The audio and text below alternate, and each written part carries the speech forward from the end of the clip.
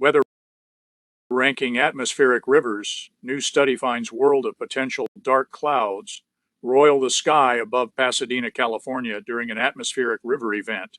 A series of 9 such storms delivered record amounts of rain and snow to the state and caused multiple deaths between late 2022 and January 2023. Additional atmospheric rivers have inundated California since, like hurricane categories, a scale for atmospheric river storm severity, could help communities around the globe compare and prepare. Atmospheric rivers, vast airborne corridors of water vapor flowing from Earth's tropics toward higher latitudes, can steer much needed rain to parched lands. But in extreme form, they can also cause destruction and loss of life, as recently occurred in parts of California. Their effects, both hazardous and beneficial, are felt globally. A new study using NASA data shows that a recently developed rating system can provide a consistent global benchmark for tracking these rivers in the sky. Research into atmospheric rivers has largely focused on the west coasts of North America and Europe. The new findings help expand our understanding of how these storms arise, evolve, and impact communities all over the world. In addition, the ratings could help meteorologists better warn people to plan for them. NASA's atmospheric infrared sounder AIRS aboard the Aqua satellite captured a series of atmospheric rivers that impacted much of western North America in early 2023, as seen in this animation showing cloud temperatures. Cooler clouds, shown in blue and purple, are associated with very heavy rainfall. Credit NASA JPL Caltech. The findings also revealed an increasing number of atmospheric river events around the world and across all ranks, with peak activity in mid-latitude oceans temperate belts roughly between 30 and 60 degrees north and south, to help forecast the potential strength and impacts of the storms as they make landfall. On the west coast of North America, meteorologists from the Scripps Institution of Oceanography at the University of California, San Diego, along with the National Weather Service, introduced an atmospheric river AR scale in 2019. By ranking them from 1 to 5, or weakest to strongest, the scientists sought to differentiate between primarily beneficial storms versus primarily hazardous ones. By one estimate, insured losses due to flood damages increase by a factor of 10 with every step up in rank, with AR5 events linked to a median damage amount of $260 million in the western U.S. shaping the water cycle.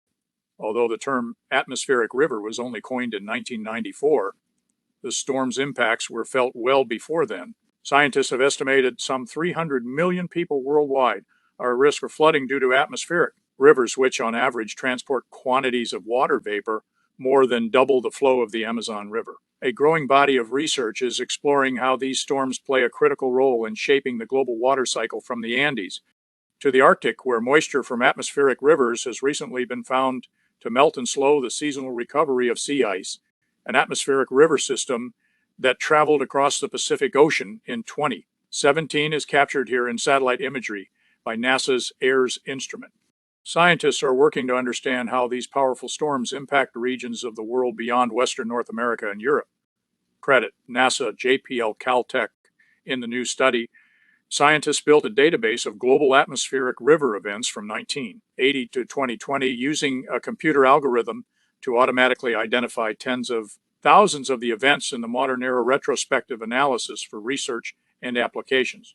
Version 2, MERA 2. A NASA reanalysis of historical atmospheric observations. To rank the events, the study authors then applied the atmospheric river scale, which is based on a storm's expected duration and maximum rate of water vapor transport.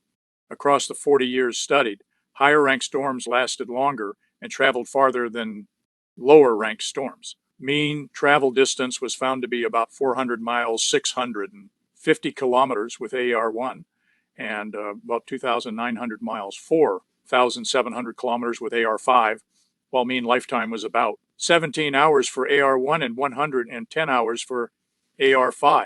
Higher-ranked storms, AR4 and AR5, were less common and tended to begin there. Life cycle closer to the tropics while ending in colder, higher latitude regions. Additionally, the scientists detected an increase in atmospheric river frequency during strong El Niño years.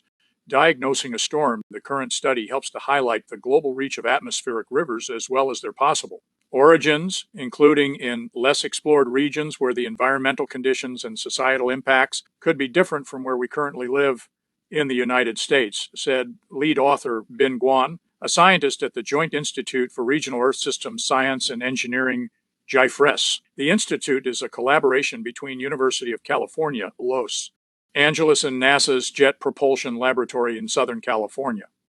A uniform scale can be useful for diagnosing atmospheric rivers in an era of instant communications, the scientist said. A key advantage is that the ratings minimize possible confusion when comparing the same meteorological phenomenon across languages and cultures. They noted this has not been the case for some more familiar weather events, such as tropical cyclones, which have been categorized using different thresholds in different regions. Guan and colleagues said that taking the next step and translating the scale into region-specific impacts will require more research that takes into consideration local characteristics.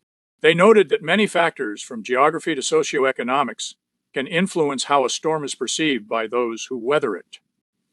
News media contact Jane J. Lee, Andrew Wang, Jet Propulsion Laboratory, Pasadena, Calif.